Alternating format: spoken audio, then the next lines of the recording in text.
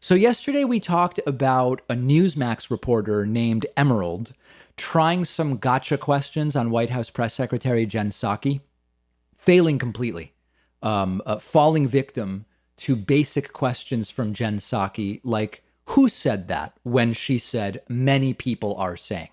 So after we did yesterday's show, there was another press briefing, and Jen Psaki was, I guess we might call it, confronted by Fox News reporter Peter Doocy, who tried another one of these lines of questioning to try to get her and make Jen Psaki look bad. It is so sad that this is the level of discourse that is pervading what could be pretty informative press briefings.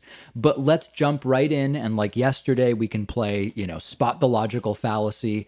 We already covered Joe Biden's announcement that to prevent people from turning down jobs to choose unemployment over the job, they are going to be cutting unemployment benefits from people who turn jobs down. This question was asked just before Joe Biden made that statement. Take a look. And on the economy, so employment only rose by about 266,000 jobs in April out of 7.4 million or so job openings. How does the White House know that people are just choosing not to apply for jobs because the extra unemployment benefits are so good?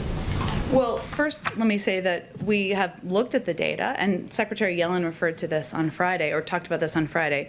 We don't see much evidence that the extra unemployment insurance is a major driver in people not rejoining the workforce. We actually see the data, and our analysis shows that lack of vaccination, the lower rate, which is why I referred to the data and the week that it was taken, it has an impact. Child care has an impact. Schools reopening has an impact. But there is also the need to pay a livable working wage. And that's one of the reasons the president will talk about that this afternoon. So Peter Doocy is framing this all as there's tons of people choosing not to work because they make more on unemployment. How do you know that? How do you know that? The reality is that every social insurance program has some free riders. But if the program has the right balance of benefits and safeguards and enforcement, you don't worry about the free riders because of the overall net benefit of the program. The problem is Republicans have this strict father morality where they want to make sure every individual is receiving what they deserve. And you don't deserve unemployment benefits if you turn down a job. We're concerned with the macroeconomics of it. I don't really care if there's someone really motivated to collect unemployment and not work, as long as the system overall is providing the economic benefit it's designed to provide. Jen Psaki accurately points out, for most people, this is not the issue.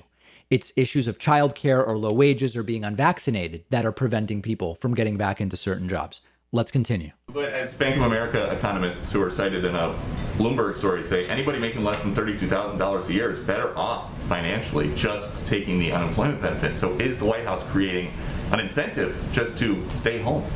Well, again, the majority of economists, internally and externally of the White House, don't feel that unemployment insurance, something that was done at a time where to help unemployed people get through a very difficult economic downturn during a pandemic, is a major driver in our unemployment data. That there are other factors, bigger factors, that have been contributing to the numbers we saw on Friday. That's what we're working to address, and that's where we think our solution should be focused. So the fallacy here is cherry picking of data. Again, we have decades of data about social insurance programs.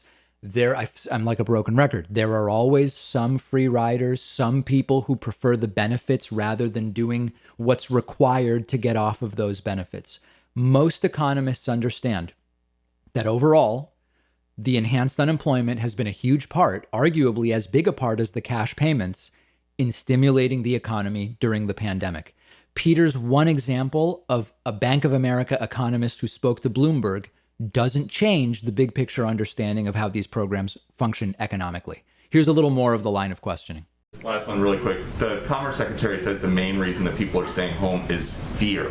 How does the White House know that people are scared? What is that based on? Well, I think what she was referring to is the fact that there was a much lower vaccination rate just a month ago, and that people are fearful about getting sick. They are fearful about whether they're going to have the conditions to be healthy, whether they can send their kids to a child care center, whether there is a child care center. So those are all factors that are consistent with the examples and reasons I just provided. Okay, so in a sense, it's not an unreasonable question, but understand that bigger context. I'm the first to admit, and Joe Biden admitted it yesterday in his announcement, the way enhanced unemployment is set up, there are some people who could turn down a job because the enhanced unemployment makes it more lucrative to stay home. They're dealing with that. It's transient. It's temporary. Enhanced unemployment is ending. The conversation is backwards. First, the wages sometimes being turned down aren't even livable wages. Some of these wages, full-time, 40 hours a week, don't get you the median apartment or even a 20th quintile, 20th percentile apartment in the cities in which the jobs are located. That's number one.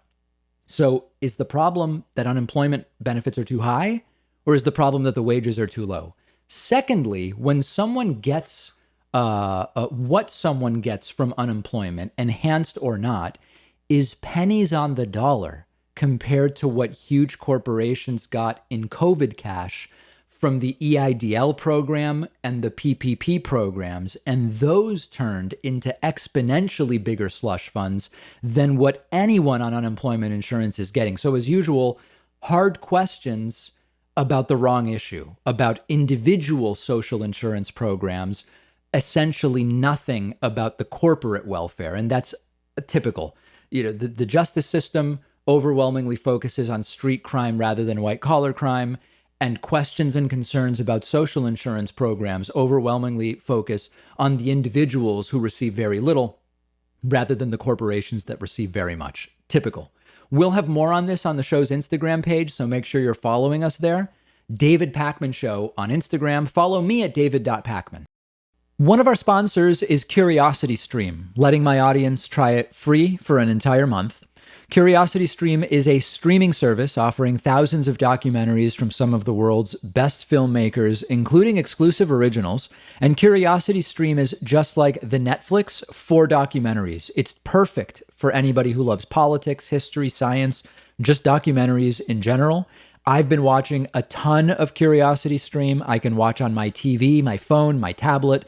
And one of the first things I noticed about CuriosityStream is that these are high quality documentaries, not the cheap documentaries on many other streaming services. I've noticed CuriosityStream has the biggest and newest titles from the most respected documentary filmmakers. My favorite so far has been What is Reality by David Eagleman. I've read his books and the documentary is fantastic. CuriosityStream is just $2.99 a month or $19.99 for a whole year, but my audience can try it free for a month when you go to curiositystream.com/Pakman and use the promo code Pakman.